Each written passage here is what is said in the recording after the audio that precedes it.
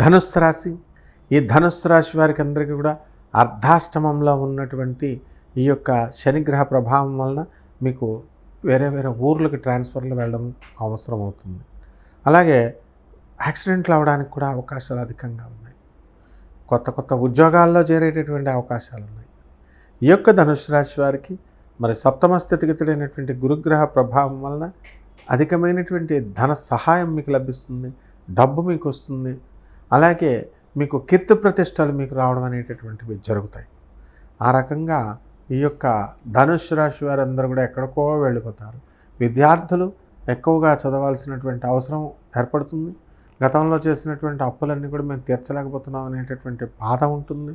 అయితే ఈ యొక్క ధనుస్సు రాశి వారందరూ కూడా ప్రేమ వ్యవహారాల్లో మునిగి తేలి కొంచెం లాస్ అవ్వడం ద్వారా ఇప్పుడు కాస్త బుద్ధి తెచ్చుకొని కాస్త జాగ్రత్తగా వ్యాపారాలు చేసుకోవడం అనేటటువంటి జరుగుతాయి. ఇక పరిహారాల దగ్గరికి వచ్చేసరికి శని జపం చేయండి, శని స్తోత్రాలు చదవండి, శనికి కిలోంపావు నల్ల నువ్వుల్ని నల్లని వస్త్రాన్ని ఇచ్చి పేద బ్రాహ్మణికి దానం చేసుకోండి. మహాకాళి అమ్మవారి యొక్క హోమాన్ని, ఆమె యొక్క మంత్ర జపాన్ని చేసుకోవడం ద్వారా, అలాగే మర్రి చెట్టు, రావి చెట్టు, ఈ యొక్క జమ్మి చెట్టు వీటికి నీళ్లు పోయండి. మర్రి చెట్టుకు ఉన్నటువంటి ఓడల్ని కానీ ఆకుల్ని కానీ తెచ్చుకొని మీ ఇంట్లో పెట్టుకొని పూజామందిరంలో చేసుకోవడం ద్వారా బ్రహ్మాండంగా త్రిమూర్తుల యొక్క ఆశీర్వాదం మీకు వస్తుంది. శుభమస్తు.